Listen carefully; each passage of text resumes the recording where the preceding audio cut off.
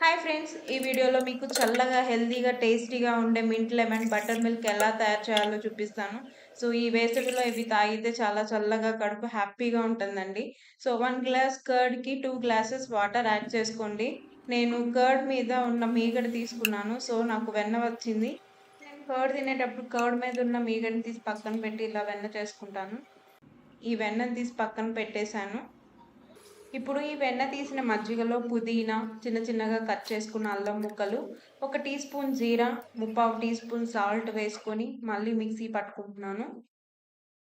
ఈ మజ్జిగలో పుదీనా వేసుకోవడం వల్ల మీ బాడీ అనేది కూల్ అవుతుందండి. ఇప్పుడు ఒక గ్లాస్‌కి ఒక హాఫ్ పెద్ద సైజు నిమ్మకాయ పిండి, అందులో మజ్జిగని టీ డికాషన్ ఫిల్టర్‌తో వడకట్టుకుంటూ చిన్న చిన్నగా గ్లాస్‌లోకి యాడ్ చేసుకోండి.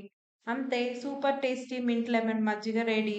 ఇది మీ బాడీని ఎండాకాలం కూల్‌గా ఉంచుతుంది.